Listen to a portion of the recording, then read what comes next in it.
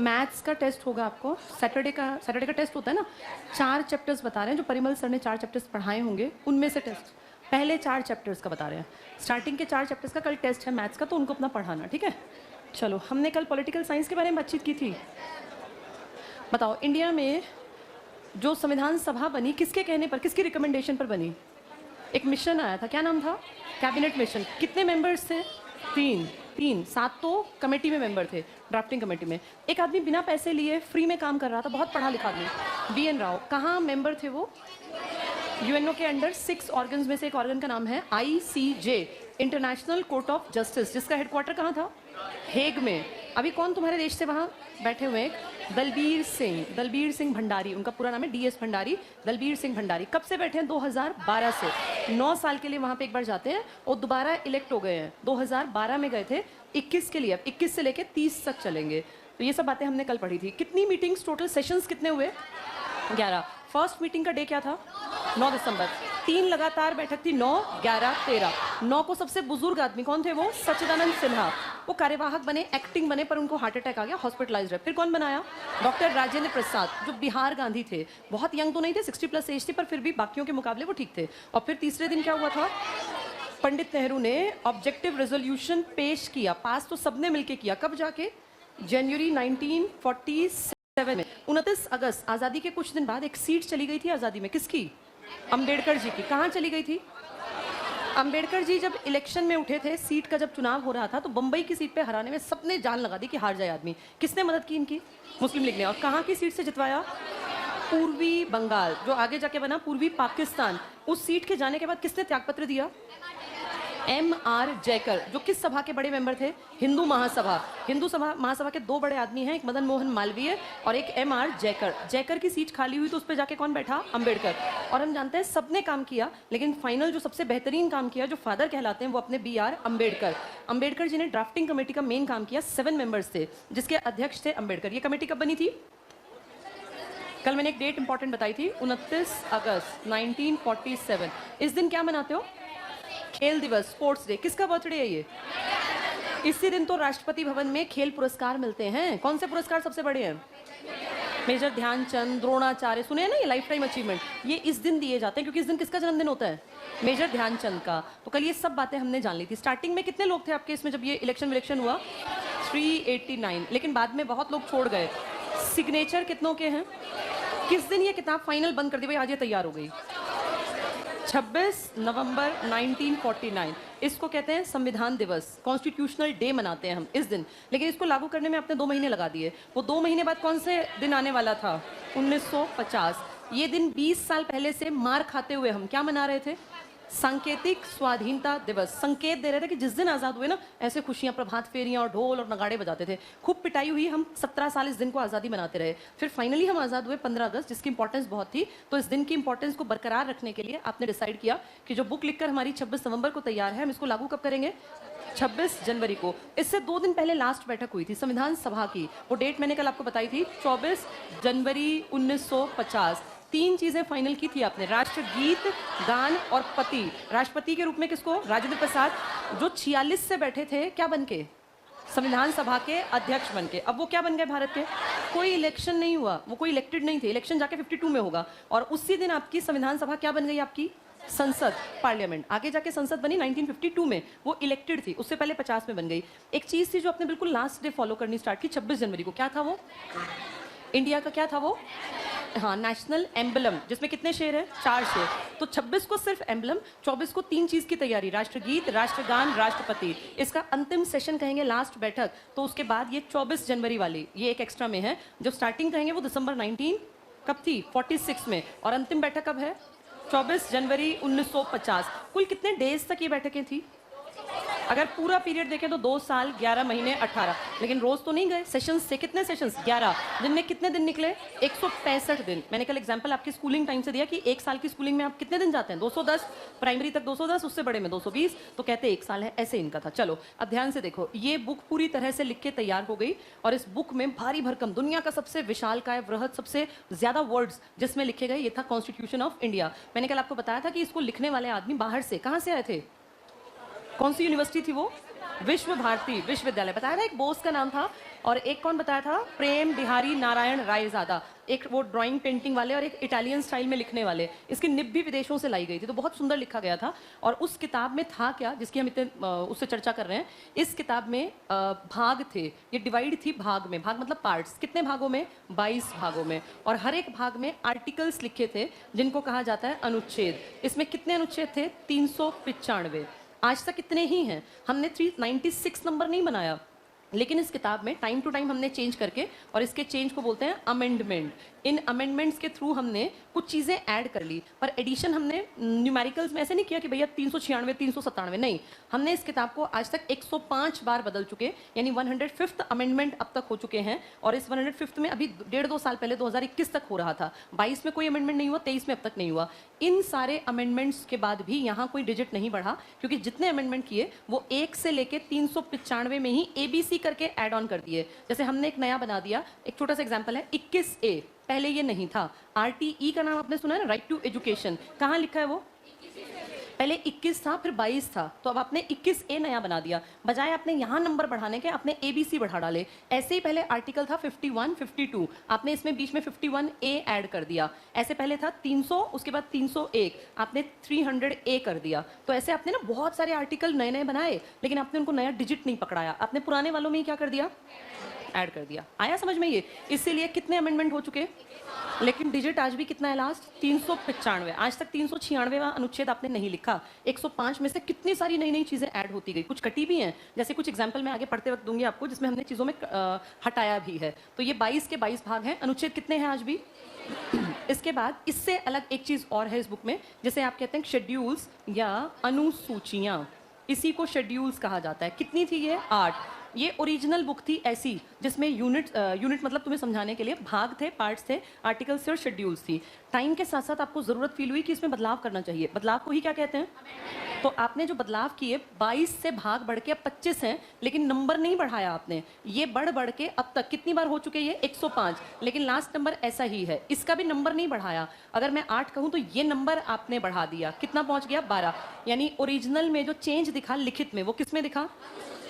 Articles में कोई change नहीं आया, बस सब पार्ट जोड़ दिए गए। इसमें भी कोई चेंज नहीं आया, सिर्फ पार्ट के नंबर बढ़ा दिए गए, वो भी बीच में सेट करके। लेकिन ये पूरी तरह से बदली और नई नई चीज़ें ऐड की गई, नई नई चीज़ें लिखित में आई। तो ये 3 चीज़ें याद रखना, भाग नहीं बढ़े, अनुच्छेद नहीं बढ़े, जो ऐड किया वो उसी में कहीं ना कहीं बीच में फिक्स कर दिया। अनुसूचियाँ जितनी पहले थी और जितनी आज है, इनमें बहुत बड़ा चेंज आया है। आज पहले इसको पढ़ लेते हैं, क्योंकि चेंज आसान है और थोड़ा है। 8 से लेकर कितनी हो गई हैं अब ये? 12। तो आज हम पढ़ने जा रहे हैं भारत के संविधान की अनुसूचियाँ, कॉन्स्टिट्यूशन की जितनी आपकी शेड्यूल्स बढ़ी हैं। कुछ नहीं है, बहुत आसान है। हर बार पेपर में इस पर क्वेश्चन ज़रूर उठता है। अगर आपने पेपर पुराने दिए हैं तो आपने देखा होगा, बहुत कॉमन आने वाला क्वेश्चन है शेड्यूल्स के ऊपर। तो आज इनके ऊपर बात करते हैं।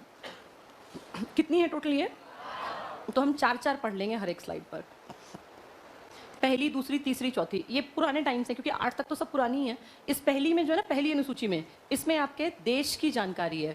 आपके देश में 2 चीज़ें हैं, एक जिसको आप स्टेट कहते हैं और एक जिसको आप यूटी कहते हैं। आपके देश में डिवीजन दिया हुआ है स्टेट और यूटी का। तो राज्य और केंद्र शासित प्रदेश सबको पता है कितने राज्य हैं और कितने यूटी हैं? 8। इन सबकी जानकारी कॉन्स्टिट्यूशन में कहाँ लिखी है?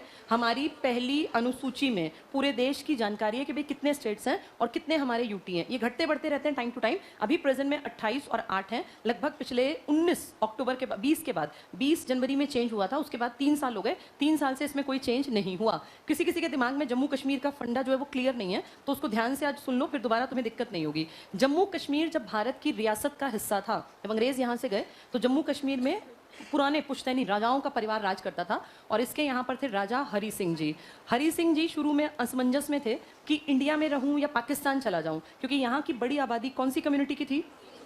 तो उनको लगा कि शायद इंडिया में मुझे वो फेथ नहीं कर पाएंगे लोग जैसा ये करेंगे पाकिस्तान के लोग। जब तक वो कोई डिसीजन लेते, उससे पहले पाकिस्तान ने, ये लगाओ, अगस्त में हम आज़ाद हुए, सितंबर में, 15 अगस्त के बाद तुरंत सितंबर में पाकिस्तान की फौज ने राजा हरि सिंह की प्रॉपर्टी पे अटैक कर दिया। आप कश्मीर गए तो आपने देखा होगा पहाड़ हैं, वहाँ अटैक करना बहुत आसान है अगर आप ऊंचाई पर बैठे हैं तो इन्होंने जो ये सीमावर्ती लगता इलाका था, इसमें अपनी फौज भेज दी और अटैक कर दिया। ये प्रॉपर्टी उस जमाने में राजा हरि सिंह की थी। हरि सिंह जी को लगा कि मैं अपनी फौज सेना भेजता हूँ और अपनी प्रॉपर्टी छुड़वा लेता हूँ। लेकिन हरि सिंह जो है ना, वो एक छोटे से एरिया के राजा हैं, बहुत छोटे से एरिया के, जबकि ये जो है ना, ये एक देश है। ये दिखती बात है, देश ज्यादा पावरफुल होगा बजाय किसी भी छुटपुट से राजा के। तो ये इनके ऊपर हावी होने लगे और धीरे धीरे करके इनकी प्रॉपर्टी पे इनका राज, मतलब ये आगे बढ़ते जा रहे हैं। इनकी फौज इनको रोक नहीं पा रही। इनको कुछ दिन में समझ में आ गया कि अगर मैंने कोई क्विक डिसीजन नहीं लिया तो ये सारी प्रॉपर्टी किसका पार्ट बन जाएगी और फिर मैं कुछ कर नहीं पाऊंगा। इन्होंने अपनी बुद्धि का इस्तेमाल किया। सितंबर की घटना है, इन्होंने तुरंत कांटेक्ट किया इंडिया, और उस टाइम इंडिया में किसके पीएम के रूप में नेहरू को कांटेक्ट किया। नेहरू इसी चक्कर में थे कि भाई किसी ना किसी तरह कश्मीर अपनी मर्जी से कहे कि मुझे इंडिया का पार्ट बनना है, ऐसा ना हो कि हमने इसको जबरदस्ती हड़प लिया। नेहरू ने इनके साथ बातचीत की और इन्होंने कुछ शर्तें रखी कि जी हम इंडिया का पार्ट तो बन जाएंगे पर कुछ शर्तें हैं हमारी, जैसे हम स्पेशल स्टेट रहना चाहते हैं, आप हमारे ऊपर अपनी चीज़ें थोपेंगे नहीं, हम अपना कॉन्स्टिट्यूशन खुद लिखेंगे। नेहरू ने हर चीज़ को आंख बंद करके मान लिया कि कुछ भी करके एक बार ये इंडिया बन जाए, फिर आगे की आगे देखेंगे। इस चक्कर में इसकी कुछ गलत बातें भी नेहरू ने मान ली, जिनके खिलाफ उस जमाने में पटेल भी थे और अंबेडकर जी भी थे। इन दोनों ने कहा था इसको सर पे मत बिठाओ, आज तुम इसको सर पे बिठाओगे कल हर राज्य कहेगा मैं भी मर्जी करूंगा, क्योंकि ये अकेला नहीं है। इस जैसी स्थिति आप याद करो, चीन के बॉर्डर से सटे हुए अरुणाचल की भी रही होगी, वो भी कह देगा भैया मैं मर्जी चलाऊंगा, वो भी तो चीन से लगता है। सिक्किम भी कह देगा। तो इन सब ने कहा कि ये गलत कर रहे हो, लेकिन नेहरू ने कहा इस टाइम की ज़रूरत है, जैसा ये कह रहा है वैसा मानना पड़ेगा ताकि ये हमारे देश में अपनी खुशी से आ जाए। और पटेल और अंबेडकर दोनों ने नाखुश होने के बावजूद, अंबेडकर ने जिन तो यहाँ तक कहा था कि मैं इनके लिए जो तुम चाहते हो ऐसा कुछ संविधान में नहीं लिखूंगा, क्योंकि हर चीज़ को लिखने में मेन रोल तो अंबेडकर का था ना, फादर है वो। आर्टिकल 370 से खासे नाखुश कौन थे? किसी और से डिजाइन करवाया गया था ये, किसी और ने इसको मतलब एक रूप दिया था आर्टिकल 370 को। नेहरू ने लंबी प्लानिंग देखी थी कि भाई ऐसा होगा तो ऐसा कर देंगे, ये होगा वो होगा, और इस तरीके से ये आपका पार्ट बन गया। आप सब जानते हैं कांग्रेस सबसे पुरानी पार्टी थी। 1885 से कांग्रेस आपके देश को संभाल रही थी। आज़ादी के बाद 47 से कांग्रेस के हाथ में सारी कमान थी। 1977 तक तो कोई इसको हिला भी नहीं पाया था। 77 में इमरजेंसी के बाद ही तो पहली गैर कांग्रेसी सरकार बनी। इतने साल तक पार्टी पर एक परिवार प्रभुत्व जमा के बैठा था, जिसमें पहले मोतीलाल नेहरू थे, चलो उस टाइम तो फिर भी मान लें और लोग थे, लेकिन पंडित नेहरू, जवाहरलाल नेहरू और इनकी बेटी का जब राज था तब तो एक तरह से इनका डायनेस्टिक सक्सेशन मान लें, इन्हीं के परिवार का खानदान का राज। उस टाइम पर जब तक ये थे इनकी सारी नीतियां अपने हिसाब से चलती थी। फिर उस जमाने में ना नेहरू की टक्कर में एक पार्टी बनी थी जिस पार्टी ने अपना नाम रखा था भारतीय जनसंघ, नहीं जनता पार्टी नहीं, बहुत पुरानी बात है ये, भारतीय जनसंघ। 1951 क्लास 10th NCERT अगर आप पढ़ते हैं तो वहाँ ये बहुत प्रॉपर तरीके से समझाया गया है। 1951 की जनसंघ एक आदमी ने बनाई थी जो विरोध में था नेहरू की नीतियों के, उनका नाम था SPM। आज दिल्ली यूनिवर्सिटी में इस नाम का एक कॉलेज है, श्यामा प्रसाद मुखर्जी कॉलेज। SPM श्यामा प्रसाद मुखर्जी बहुत बड़े लीडर का नाम था। इन्होंने एक पार्टी कांग्रेस के विरोध में उस जमाने में बना दी जब कोई कांग्रेस से हट के बात करने भी हिम्मत नहीं करता था, तब इन्होंने पार्टी कौन सी बनाई थी? हाँ, जनसंघ याद कर लो। ये पार्टी कुछ नहीं कर पाई, कांग्रेस के सामने टिकना आसान नहीं था। कांग्रेस तो भाई पूरा वट वृक्ष था, ये एक छोटा सा पौधा, लेकिन कहीं ना चीज़ें काम करती रहती हैं और जो लगातार कोशिश करते हैं वो आगे बढ़ जाते हैं। ये वो पौधा छोटा छोटा बढ़ते जनसंघ में पहले एक बड़े लीडर थे श्यामा प्रसाद मुखर्जी, फिर एक लीडर हुए दीन दयाल उपाध्याय। अगर आप देखेंगे ना आज जो सरकार अभी काम कर रही है, इसकी बहुत सारी स्कीम्स में ये नाम तुम्हें दिखता होगा, दीन दयाल उपाध्याय। क्यों नाम है ये? क्योंकि ये उस पार्टी की ये पेरेंट पार्टी मान लो। जैसे आज हम कहते हैं ना RSS से बीजेपी निकली है, एक्चुअल में बीजेपी पॉलिटिकल रूप में पहले जनसंघ थी, फिर जाके ये भारतीय जनता पार्टी बनी। 1951 से जनसंघ काम कर रहा था, पर ये कभी रिजल्ट नहीं दे पाए। ये किसको नहीं पीछे कर पाए? कभी कांग्रेस को।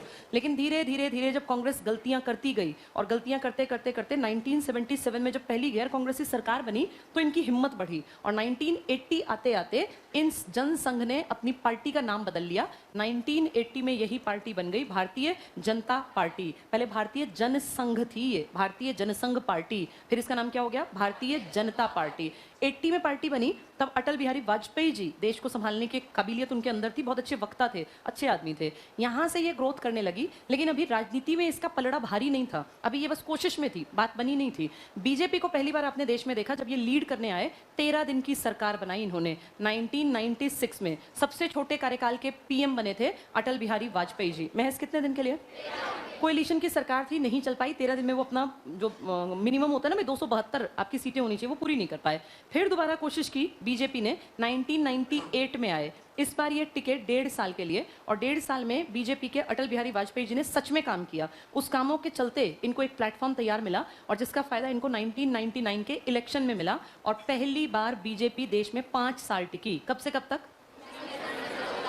बीजेपी किश्तों में आई पहले से। पहले जनसंघ थी 51 में, लीड में कभी नहीं आई। 80 में जाके इनके थोड़े से होते ना अभी पैर से जमे कि चलो हम पार्टी बना लेते हैं। पहले जनसंघ थी, फिर नई पार्टी क्या बना दी, भारतीय जनता पार्टी, क्योंकि जनता पार्टी ने कांग्रेस को हरा दिया था तो इनको ये मिला कि हाँ हम भी इस तरह का कुछ कर सकते हैं। लेकिन 80 के बाद इनको पहली जो बढ़त दिखी वो कब दिखी, 1996 में। कितने दिन की सरकार थी तो अभी पैर नहीं जमे थे। फिर कब आई है, 1998 में। इस टाइम इन्होंने परमाणु परीक्षण करवाया। डॉक्टर एपीजे अब्दुल कलाम आपके मिसाइल मैन ऑफ इंडिया, और एपीजे और अटल जी मिलके देश को बहुत आगे ले जाने का सपना देख रहे थे। इसके बाद 99 के जनवरी फरवरी में वो अपना ये कारगिल वॉर, जिसमें कि आपका देश जीता 26 जुलाई को, ऑपरेशन विजय, और फिर चारों तरफ इनकी अटल जी की वाहवाही, जिसका फायदा यहाँ 5 साल में पहली बार टिकी थी सरकार। और ये प्लेटफॉर्म तैयार करने वाले अटल बिहारी वाजपेयी जी थे। इस 5 साल के टेन्योर के बाद इनके पैर पहली बार कब जमे हैं, 14 से। तुम्हारे सामने ही तो सरकार बनी है इनकी। 14 से कब तक रहे ये, 19 तक, और फिर ये 2019 से अब बैठे हैं 2024 तक। 10 साल पहली बार बीजेपी काट के जाएगी। इससे पहले बीजेपी देखो कैसे लड़खड़ाती से अपने कदम रखती थी। तो ये पहला टेन्योर होगा इनका 10 साल का।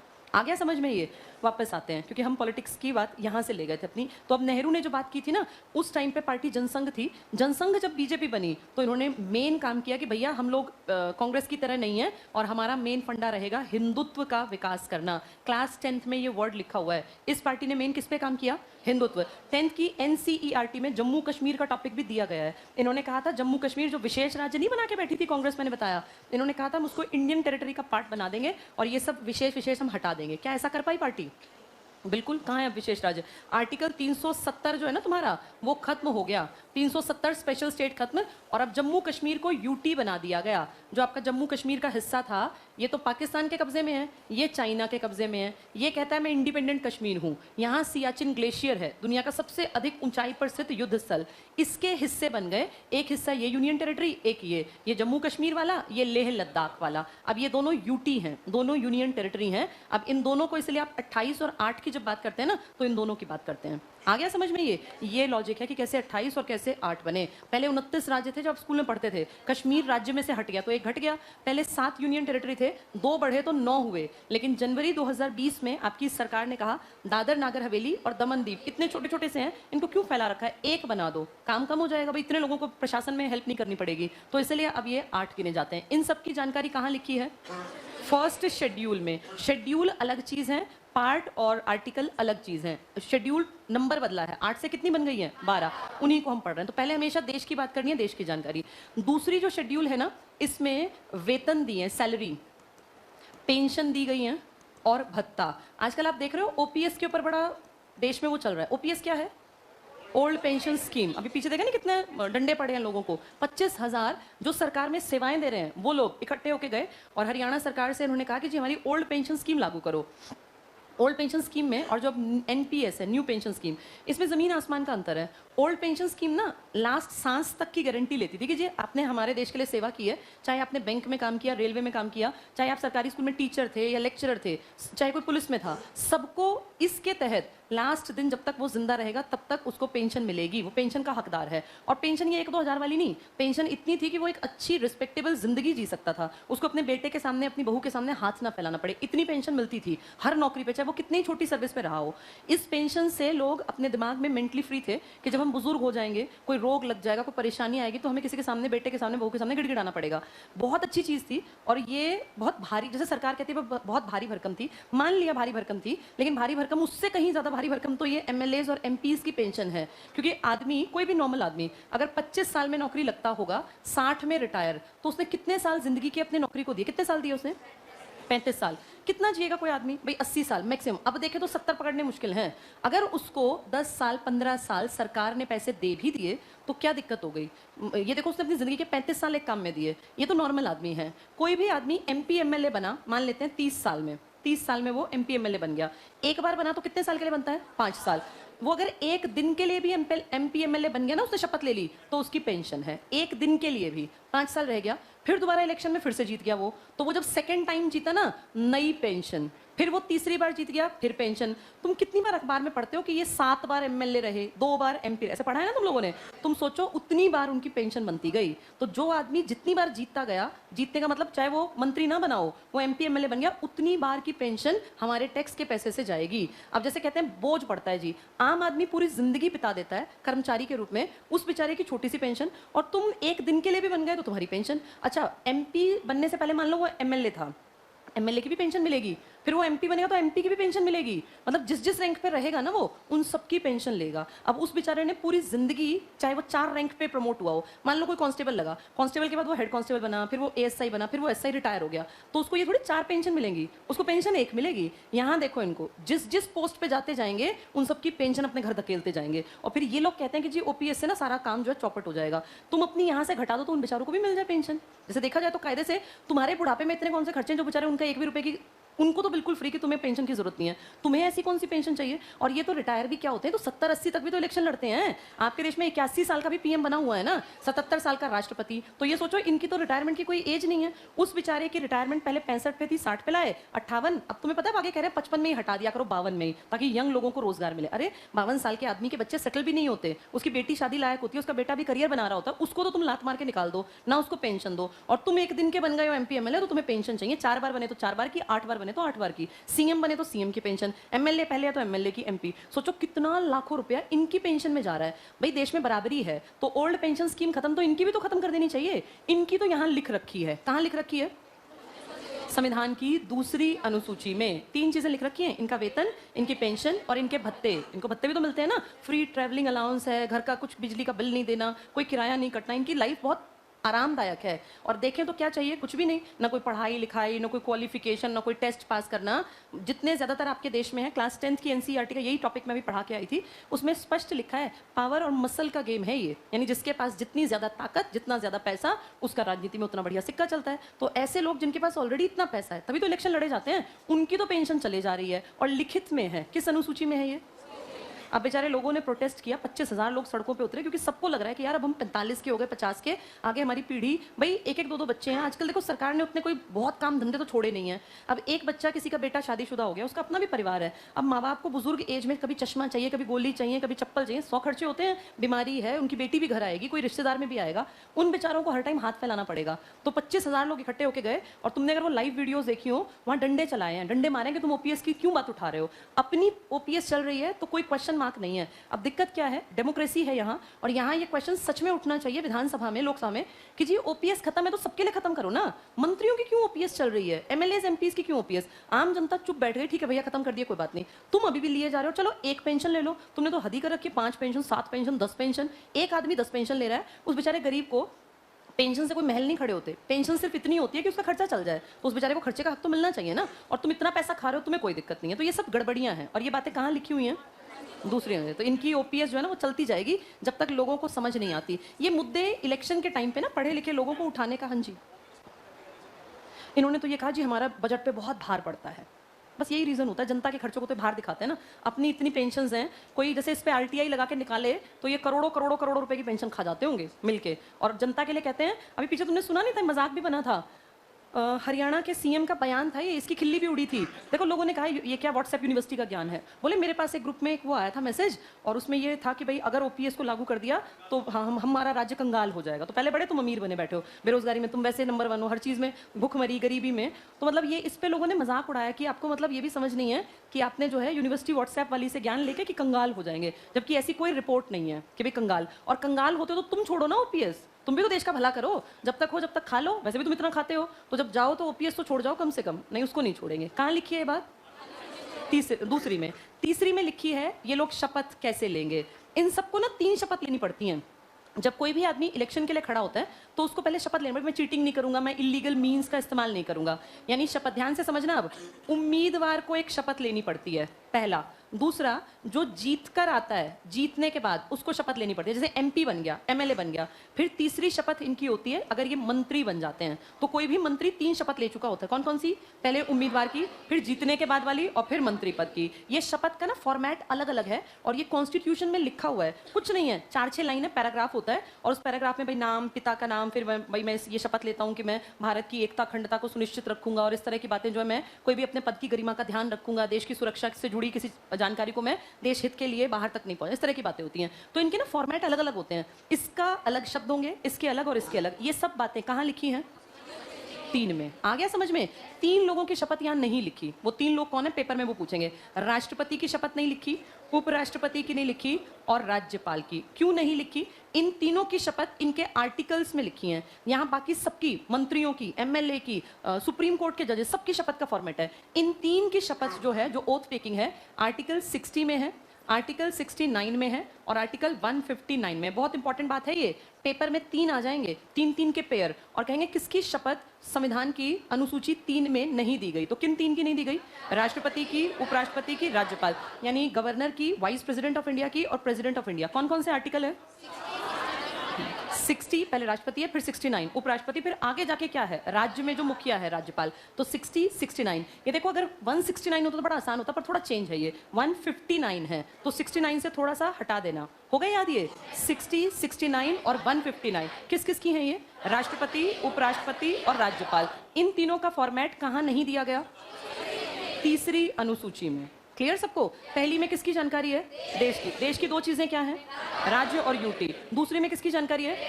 वेतन, भत्ते और पेंशन, और हमारी नहीं है, ये सब इन्हीं लोगों की है। तीसरी में क्या है? शपथ कितनी लेवल की नहीं है? 3, प्रेसिडेंट, वाइस प्रेसिडेंट और गवर्नर। आर्टिकल 60, 69 और 159।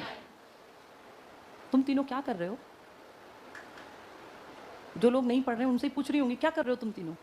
एक तो ये आगे से तीसरी लाइन वाले 2 कैसी ऐसी संगोष्ठी कर रहे हो बैठ के, क्या बतिया रहे हो? आगे से तीसरी लाइन गिनने में किसका नंबर आएगा? जिनका नंबर उनको नहीं पता चला। ये क्या कर रहे हैं? किताब है इनके पास? किताब है इनके पास? मैथ्स कर रहे हैं ये? किताब ही पढ़ रहे हो? खड़े हो ना जरा एक बार। नहीं, इससे अगला, ये तो बेचारा पढ़ रहा था। अगले वाले खड़े। शपथ में कौन से 3 आर्टिकल्स नहीं है बेटा? आगे क्यों देख रहा है? वैसे ही बता दे। उम्मीदवार, उम्मीदवार क्या? इस साइड वाला पढ़ गया। अच्छा, ये पढ़ गया, ये 3 पढ़ गया, उम्मीदवार, जीत और मंत्री। इसका क्या मतलब है? उपराष्ट्रपति मतलब है इसका। ये मैंने क्यों लिखे ये 3 शब्द? ओपीएस का मतलब क्या है? ओपीएस आजकल अखबारों में ओपीएस आता है, क्या मतलब ओपीएस का? इस पे नहीं लिखा है? अब पता है कि आसपास वाले बोलेंगे, सुनेगा नहीं। ओल्ड पेंशन स्कीम है। अब कौन सी चल रही है? इतनी देर में कोई आसपास से बोलता होगा, आधा सुनता होगा, आधा नहीं सुनता होगा, है ना? बैठ जा बेटा, अपना नुकसान करेगा ये बातें, बार बार कोई नहीं बताएगा तुम्हें। ये जब तुम पढ़ते हो तुम्हें लगता है कि कुछ तुम सीख भी रहे हो। समाज में पढ़े लिखे आदमी की पहचान होती है उसका ज्ञान। तुम आगे वाले को भी नहीं पढ़ने दे रहे हो। मुझे कोई फर्क नहीं पड़ता तुम पढ़ो ना पढ़ो, लेकिन मुझे दिख रहा है कि तुम आगे वालों को भी डिस्टर्ब कर रहे हो, और तुम ऐसी कौन सी पता नहीं इंपॉर्टेंट बातें कर रहे हो। अब मैंने पूछा, देख लो क्या पढ़ दिया इसने, इसको ये मतलब थोड़ी पता मैंने क्या लिखा है। ये इसने सोचा 3 कह रही है तो यही 3 होंगे। अब सुन ले बेटा, ये कोई नहीं बताएगा। ये सब है ना 9-10 का सिलेबस होता है, पर हम पढ़ते नहीं है। अब मौका मिला है, जिंदगी में मौके बार बार नहीं मिलते, तो सीख के जाओ। कोई भी तुमसे पूछे भाई संविधान के बारे में, तो तुम कॉन्फिडेंट होके सारी बातें जानते हो। मेरा एक तरीका है, बस पढ़ा के मैं तुम तक पहुंचा सकती हूँ। फाइनली मेहनत तुम्हें करनी है। यहाँ बैठ के बतियाते रहोगे, व्हाट्सएप चैट करते रहोगे, मैसेजेस करते रहोगे, तो कुछ नहीं आएगा। ये 1 घंटा बहुत बहुत इंपॉर्टेंट है पढ़ने के लिए। और मेरी क्लास में भी जो नहीं पढ़ रहा ना, मैं 100% श्योर हूँ पढ़ भी नहीं सकता फिर, क्योंकि इससे आसान मुझे लगता नहीं चीज़ें हो सकती हैं। कितना आसान तरीके से पढ़ा रही हूँ, बस ध्यान रख कि भाई मुझे बताया क्या जा रहा है। अब तुझे यही नहीं पता ये क्यों लिखा है मैंने, वो क्यों लिखा है, ये इसके लिए तीनों बराबर हो गए, तो इससे पता चलता है कि इसने ध्यान नहीं दिया। अब सामने देखो और सुनो और समझो। हमारी अनुसूचियाँ पढ़ रहे हैं हमने 3 पढ़ ली। पहले में किसकी जानकारी है? दूसरे में वेतन, भत्ते, पेंशन, और तीसरी में शपथ। कौन सी 3 शपथ नहीं है? राष्ट्रपति, उपराष्ट्रपति, और कौन से आर्टिकल्स में है? 60, 69, 159। कोई भी आदमी मंत्री बनने तक कितनी शपथ ले लेता है? किस किस की? उम्मीदवार की, एमपी एमएलए की, और फिर मंत्री की। ठीक है, अब हम आते हैं अगले पर। अगली अनुसूची कौन से नंबर की है? चौथी, 5वीं, 6ठी, 7वीं। अब ध्यान से सुनना और समझना। चौथी में बहुत बहुत इंपॉर्टेंट, जब तुम बेसिक बैच में आए होगे तो मैंने तुम्हें एक दिन एमपीज की सीट कराई होंगी, याद है? 80, 31, 2, 9, 11, 26, 11, 25, 10, याद आ रही है? दो लिस्ट थी, एक लोकसभा की और एक राज्यसभा। यहाँ राज्यसभा का प्रतिनिधित्व, किसकी कितनी सीटें हैं ये यहाँ लिखा हुआ है, प्रतिनिधित्व यहाँ लिखा है, रिप्रेजेंटेशन ऑफ राज्यसभा मेंबर्स। ये किस में लिखा है? शेड्यूल में। कौन सी शेड्यूल में? 4 में। राज्यसभा की वो जो पीछे वाली लिस्ट थी ना, जिसमें सबसे कम सीट 1 थी और सबसे ज्यादा सीटें 31 थी, वो सब यहाँ लिखा हुआ है। किस अनुसूची में है ये? 4th में, 4 में। इसके बाद 5वीं को ध्यान से देखो, इसकी बनावट SC ST के बारे में नॉलेज देती है। ये आपके देश में शेड्यूल कास्ट भी हैं और शेड्यूल ट्राइब भी हैं, तो ये किस एरिया में ज़्यादा रहते हैं, कहाँ पर, इनके ऊपर कैसे इनको मैनेज करना है, नियंत्रण करना है, ये सब बातें हमारे कॉन्स्टिट्यूशन में लिखी हैं, इनसे जुड़ी। कौन सी अनुसूची है? 5वीं। SC ST पूछे जब भी तो तुम देखो 5 की बनावट देखो S जैसी है, तो SC ST की कोई भी अगर क्वेश्चन आ जाए अनुसूची में तो बिना सोचे समझे 5 टिक कर देना। छठी इसको एक्सप्लेन करती है और इलेबोरेट करती है और 4 स्टेट्स को फोकस करती है। ध्यान से बोर्ड पे देखो, AM TM, AM और PM होता है ना भाई, सुबह का टाइम AM और PM, यहाँ है AM TM। ये 4 स्टेट्स हैं। A का मतलब क्या है यहाँ? असम। M का मतलब मेघालय। T का मतलब त्रिपुरा और M का मतलब मिजोरम। ये मणिपुर भी हो सकता था लेकिन ये मेघ और जोर हैं, मेघ और जोर। इन चारों में SC ST को लेके और डिटेल में बातचीत करती है ये वाली शेड्यूल। तो 2 शेड्यूल SC ST की हैं, 5th भी और 6th भी। 5th पूरे देश की बात करेगी और AMTM असम, मेघालय, त्रिपुरा और मिजोरम। मणि नहीं है यहाँ, मेघ और जोर, मेघ और जोर, इनमें स्पेशल SC ST की बात करती है। कौन सी शेड्यूल? 6। तो 5 और 6 SC ST की हैं। 4 में क्या था? राज्यसभा। 1 में क्या था? देश। 2 में पैसा। 3 में क्या था? अगर तुम इसको भूलो ना तो इसका ट्रिक कैसे याद कर लेना, पहले नंबर पे तो देश ही आता है, 2 नंबर में पैसा आता है। 2 नंबर का पैसा ही तो कमाते हैं बहुत लोग इस तरीके से, जो इनको मिल रहा है कितना सारा पैसा, तो 2 आते ही तुम्हें पैसा याद है। पैसे की 3 चीजें, वेतन है, भत्ता है और पेंशन है। 3 में देखो 3 अक्षर हैं, श प थ, तो 1 में देश आ गया, 2 नंबर का पैसा, 3 के 3 अक्षर शपथ। जहां 4 लोग बैठे मंडली बन जाती है राज्यसभा। सभा मतलब इकट्ठे बैठना, तो 4 लोगों से सभा बन जाती है राज्यसभा। 5 की बनावट SC ST जैसी, 6 उसी को इलेबोरेट करता है AM TM। 2 M है, मेघ और जोर, मणि इसमें नहीं आएगा। आ गया समझ में ये? इसके बाद स्टार्ट होती है 7वीं, बहुत बहुत इंपॉर्टेंट, इसको ध्यान से सुनो और समझो। 6 पढ़ ली हमने, पहली में क्या है? 2 में, 3 में, 4 में, 5 में और 6 में AM TM में SC ST का प्रावधान। अब देखो बोर्ड पर 7वीं, बहुत बहुत इंपॉर्टेंट, इसमें है डिस्ट्रीब्यूशन ऑफ पावर, शक्तियों का बंटवारा। आप सब जानते हैं, बिना पढ़े भी आपको पता है, आपके देश में नोटबंदी किसने की थी? केंद्र सरकार ने, राज्य सरकार ने? क्या कोई राज्य कह सकता था मैं तो नोट चलाऊंगा, मैं नहीं बंद करता 1000 के? ऐसा कह सकता था? नहीं ना। ये तुम्हें किसने बताया? ये तुम्हें अंडरस्टूड है कि जो बहुत बड़े मैटर होते हैं उसमें किसकी मर्जी चलती है? केंद्र की। बैंक से जुड़ी पॉलिसी राज्य बनाएगा या देश बनाएगा? देश। हमें पाकिस्तान के साथ लड़ना है, झगड़ना है, व्यापार करना है, देश करेगा। यूपी में पुलिस की भर्ती करनी है, राज्य करेगा। हरियाणा में पुलिस की भर्ती करनी है, हरियाणा। कोई चाहे भैया हम टीचर्स की भर्ती डायरेक्ट करेंगे, तो वो स्टेट की मर्जी है। तो यानी आपको बिना पढ़े पता है कि कौन किस पे कमांड रख सकता है। कुछ चीजें होती हैं जिसपे दोनों की साझे की कमांड भी चल जाती है। एक एग्जांपल देती हूँ, एजुकेशन। एजुकेशन में आप सब पढ़े लिखे बैठे हैं, कोई CBSE से पढ़ के आया, central board of secondary education, और जैसे आप में से ही कुछ लोग जो हैं HBSC से, भाई Haryana board of school education, तो यानी वो हरियाणा का बोर्ड है। कोई जो बच्चे मुझे सुन रहे हैं बिहार में हमारी ब्रांच है, तो वो बिहार बोर्ड से भी पढ़े होंगे, कोई यूपी बोर्ड से पढ़ा, कोई साउथ इंडिया के बोर्ड से। तो आपके देश में एजुकेशन के 2 बोर्ड जो भारत सरकार के अंडर चलते हैं, विदेशी बोर्ड भी आ गए अब तो, लेकिन मेन 2 बोर्ड माने जाते हैं। एक स्टेट रन करती है अपने एजुकेशन के लिए और एक सेंटर रन करता है। दोनों के मार्क्स कितने भी आए लेकिन दोनों में कोई अंतर नहीं माना जाता। जैसे बहुत सारे बोर्ड ऐसे भी हैं जो फ्री के नंबर बांटते हैं, पता है ना तुम लोगों को? हाँ, एक हर साल मुझे याद है 10वीं 12वीं में जैसे ही कोई टॉपर बनता है तो बड़ी वो वायरल होती हैं वीडियोस, और खासकर वो बिहार साइड की बहुत होती है। भाई बिहार के बच्चे बुरा ना माने, बहुत मेहनती बच्चे भी हैं, लेकिन तुम उसको यूट्यूब पे देखना। अभी कुछ सालों पहले एक लड़की फेमस हुई थी, मैंने शायद बताया भी हो, वो पॉलिटिकल साइंस नहीं बोलना आया उसको, वो 12th की टॉपर थी, तो उससे वो वीडियो बनाने वाले पहुंच गए, जी आपके पास क्या क्या सब्जेक्ट थे? तो वो लड़की को ना, उसको पॉलिटिकल साइंस ही नहीं पता, बोली पॉलिटिकल साइंस। तो उसने कहा कौन सा सब्जेक्ट है? बोली खाना बनाते हैं। तो सोचो पॉलिटिकल साइंस कौन सा सब्जेक्ट है जिसमें खाना बनाते हैं। ऐसे ऐसे टॉपर थे अजीब अजीब से। साइंस का टॉपर भी एक लड़का, शक्ल से वो ठीक लग रहा था, जब उसके दो मतलब उससे नॉर्मल बातचीत है, पता चल गया कि ये तो गड़बड़ में है। अच्छा वो वीडियो बहुत जल्दी वायरल हो गई, तो फिर कहा भाई ऐसे ऐसे टॉपर तो कैसे टॉपर बने। तो फिर उसके ऊपर मीटिंग बैठी, उस लड़की को बोर्ड में बुलाया, 4-5 वहाँ इस तरह के लोग बैठे, भाई जज करें लड़की, हो सकता है माइक के सामने डर गई हो, 4-5 क्वेश्चन पूछे, कुछ नहीं आया, लिखना ना आए, तो कहा भाई टॉप कैसे कर गई लड़की, इसकी कागज निकलवाओ। तो फिर उससे पूछताछ की तो बोली हमारे पापा को हमने कहा था हमें पास होना है, उन्होंने हमें फर्स्ट ही दिलवा दिया रैंक।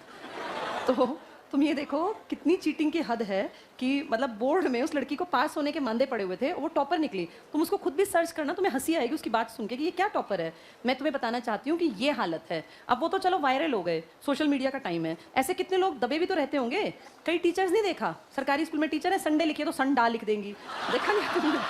ऐसे बहुत सारे लोग हैं, मंडे उनको स्पेलिंग्स नहीं आती, और पूछो सैलरी तो 80,000 लेते हैं, 90,000 लेते हैं, उनको एक स्पेलिंग नहीं लिखनी आती। मैं अगर तुम्हें लग रहा है मैं ऐसे, तुम यूट्यूब खोल के रहे हो, तुम्हें हंसते हंसते पेट में दर्द है, कैसे टीचर्स हैं, कैसे स्टूडेंट्स हैं। अब ये कारण क्या है भाई, बोर्ड ध्यान ही नहीं देते, बोर्ड में ऐसे ऐसे अपने जो है ठीक है चलता जा रहा है। तो एजुकेशन एक ऐसा टॉपिक है जिस पे दोनों नियम बनाते हैं। इसलिए देखना जो अच्छे स्कूल है ना, वो ज्यादातर कहते हैं कि हम जिस स्टेट बोर्ड से नहीं कराएंगे, हम तो अपने बच्चों को सीबीएसई से कराएंगे। यही तो कारण है। इन स्टेट बोर्ड्स में तो इतनी बेशर्मी है, इतनी नकल है। आजकल नहीं वो वायरल वीडियो एक, उसमें बच्चे पेपर कर रहे हैं सरकारी स्कूल में बैठे हुए, और बाहर एक आदमी माइक लेके, वो लड़का देखा है तुम लोगों ने, 5 के ए का 1, बी का 2, सी का, और खुले आम चीटिंग, और बच्चे सुन रहे हैं और लिख रहे हैं। मतलब इस हद तक की बेशर्मी कि पहले तो लोग पर्चियां फेंकते थे, अब लोग माइक लेके पहुंचते हैं सिस्टम से कि भैया हम यहाँ से बोलेंगे और सबका भला हो जाएगा। कितनी हद दर्जे की बेशर्मी है ये, आपके स्टेट बोर्ड्स का कमाल। तो इसलिए अच्छे स्कूल अब इसको फॉलो नहीं करते। वो क्या करते हैं, प्रबंध नहीं कर रहे हैं, दोनों चल रहे हैं। ऐसे टॉपिक जिस पे दोनों काम करें, इसको दोनों की लिस्ट बना दी और कहा दोनों इस पे काम कर लेना, जिसका जैसा मन करे वैसा कर लेना।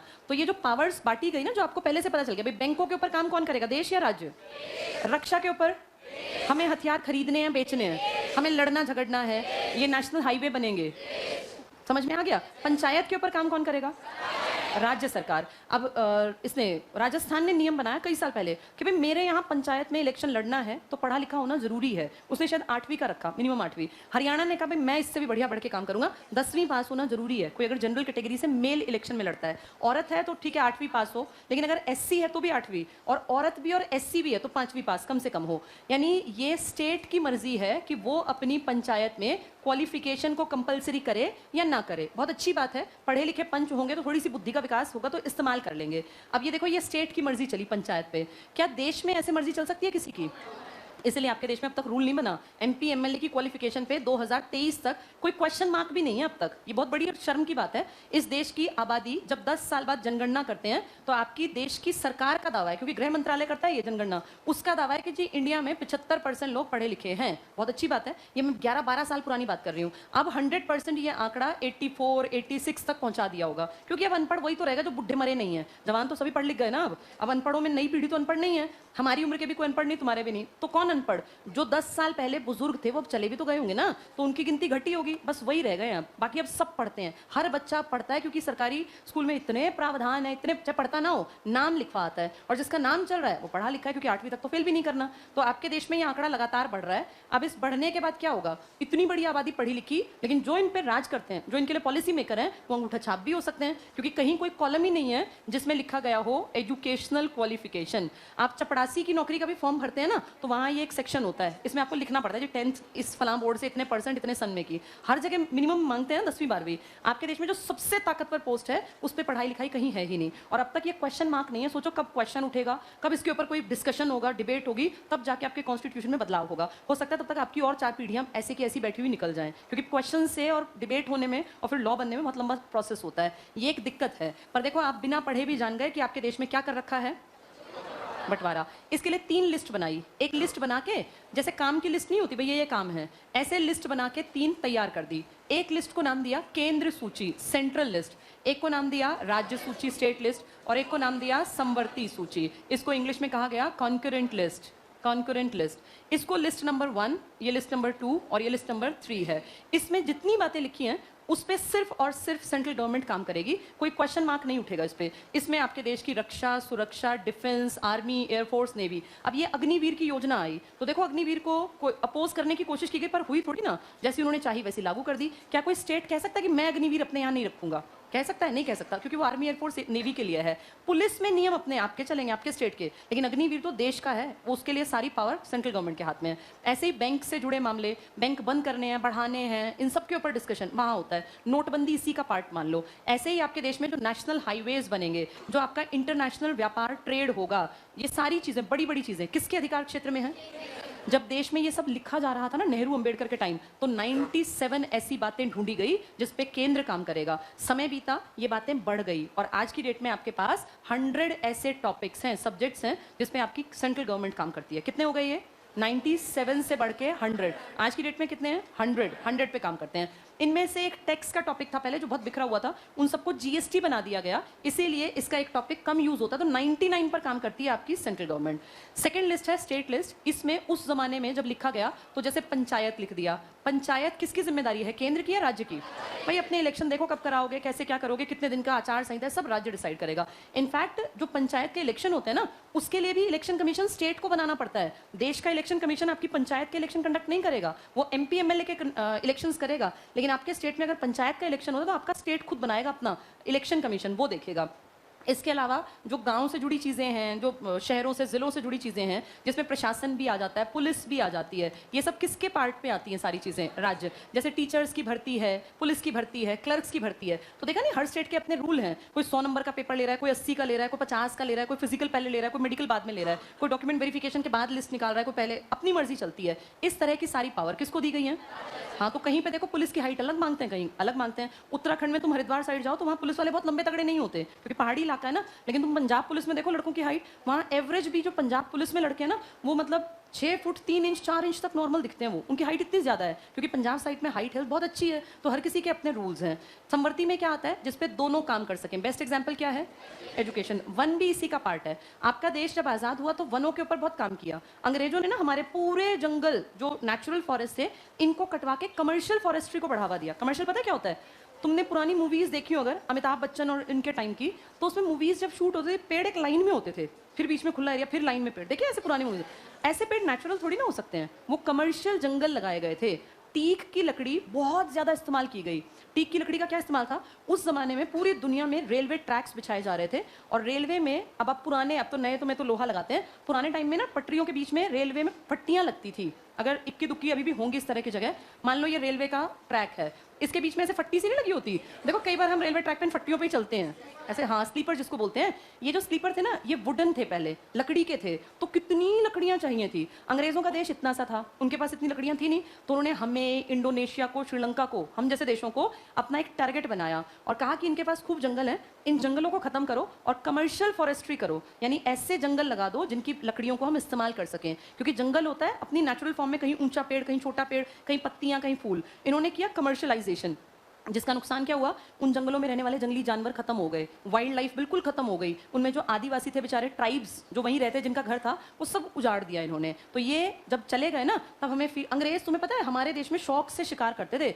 अपने वहाँ तो वाइल्ड लाइफ एक्ट बना रखे थे, और हमारे यहाँ हमारे राजाओं की देखा देखी, इसमें एनसीईआरटी वगैरह में कई पिक्चर्स हैं कि हमारे जो बेचारे लोग हैं पीछे खड़े हुए हैं, उनके भाले वाले पकड़ के, और अंग्रेज के सामने ऐसे 8-10 शेर दिखा रखे हैं, 10th या 9th में है, और अंग्रेज उसके सामने ऐसे खड़ा होकर अपना फोटो खिंचवा रहा है कि मैंने मारे हैं इतने। कुछ नहीं, के पीछे खड़े रहते थे, मारने में हमारे इंडियंस थे, पिक्चर में अंग्रेज आते थे। तो ऐसे वाइल्ड लाइफ को बिल्कुल तहस नहस कर गए ये अंग्रेज। तो जब हम आज़ाद हुए, में तो अकल आई कि भाई अपने फॉरेस्ट दोबारा करने चाहिए, इसके ऊपर पॉलिसीज बनी। और आज आप जानते हैं भारत में पेड़ काटना गुनाह है, पता है ना सब लोगों को ये, और इनके खिलाफ केसेस चल जाते हैं। तो वन अब किस लिस्ट में आता है? हाँ, देश की सरकार ने नीति बनाई, वन नीति, और कहा कि देश में 33% टोटल लैंड एरिया पर वन लगाओ। 32,87,263 वर्ग किलोमीटर, इतने बड़े एरिया के 33% पर वन लगाओ। लेकिन हरियाणा, पंजाब ने कहा जी हमारी मिट्टी इतनी बढ़िया है, हम वन क्यों लगाएं? हम पेट भरने का गेहूं पैदा करेंगे, चावल पैदा करेंगे। वन आप उड़ीसा में लगवा दो, मध्य प्रदेश में लगवा दो, जिनकी जमीन बंजर है, हमारी जमीन अच्छी है। तो पंजाब और हरियाणा 4 से 6% पे बस वन लगा के बैठे हैं, जबकि टारगेट कितने का था? हमें कोई फर्क नहीं पड़ता अगर हम 33 कर दें, हमारे यहाँ जंगल तभी उग जाएंगे। लेकिन दिक्कत क्या है? अगर हम और पंजाब जंगल उगाने लग गए ना यहाँ पे, तो ये देश भूखा मर जाएगा। क्योंकि 4-5 स्टेट्स हैं जो पेट भरने हैं दुनिया की दूसरी बड़ी आबादी का, जिसमें हरियाणा, पंजाब, यूपी, बंगाल, बिहार, यही तो मेन स्टेट्स है ना, जिसके प्रोडक्शन पे दुनिया की दूसरी बड़ी आबादी पल रही है। तो ये टॉपिक फिर देश को नहीं दिया, क्योंकि देश कहता तो हमें करना पड़ता। ये किस में डाल दिया कि ठीक है जिसको जितना हिसाब बनता हो लगा लो। सबसे ज्यादा जंगल कहाँ है? मध्य प्रदेश में, मध्य प्रदेश के काफ़ी बड़े हिस्से पर। सबसे कम जंगल कहाँ है? हरियाणा और पंजाब में। यूपी में जंगल ठीक ठाक से हैं। आ गया समझ में? ये कितनी लिस्ट बनाई गई? ये लिस्ट किसके हाथ में है? ये हर एक स्टेट को पता है, वो दोनों को दे रखी हैं। अगर देखो इसकी बात करें तो कोई लड़ ही नहीं सकता, क्योंकि नियम सिर्फ केंद्र बनाएगा। इसकी बात करें तो कोई क्यों लड़ेगा भाई, अपने नियम तो कैसे ही बना। इस पे लड़ सकते हैं ये, केंद्र भी और राज्य भी, और ये पहले से पता था ये लड़ेंगे, इसीलिए कह दिया अगर किसी बात पे डिस्प्यूट हुआ केंद्र और राज्य का, तो जो केंद्र कहेगा चुपचाप वो मान लेना। डिस्प्यूट हुआ तो फिर तुम अपनी मत चलाना। यानी इस लिस्ट में पावर किसके पास ज्यादा है? केंद्र के पास पावर ज्यादा है। केंद्र अपनी लिस्ट तो लेके ही बैठा है। इस लिस्ट में भी अगर इसकी मर्जी चलने की वो आए कि भाई किसकी मर्जी, तो इसकी मर्जी चलेगी। आ गई तीनों समझ में? ये कहाँ लिखा हुआ है? 7वीं में। बताओ पहली में क्या था? दूसरी में, तीसरी में, चौथी में 5 की बनावट। छठी में क्या था? AMTM। ए का मतलब असम, M मेघालय, T और M वहां के क्या देखने हैं? SC ST। तो SC ST की 2 अनुसूचियां पूछे तो कौन कौन सी हैं? 5वीं, 6ठी। पैसों वाली कौन सी थी? और शपथ वाली? 3 में 3 लोगों के बारे में नहीं लिखा। कौन 3 है वो? राष्ट्रपति, उपराष्ट्रपति और राज्यपाल। आर्टिकल नंबर राष्ट्रपति का 60, 60, 69 और 159। 159 में किसकी शपथ है? और 69 में और 60 में, ठीक है। 5वीं में क्या बताया? SC ST। कहाँ के? पूरे देश के। और छठी में AMTM। 7वीं में क्या लिखा है? बंटवारा। 7 समझ में आ गई? आज 7 ही पढ़ लेते हैं, क्योंकि 8वीं बहुत बड़ी है, फिर वो मिक्स हो जाएगी। आज इतना ही पढ़ेंगे, बाकी कल।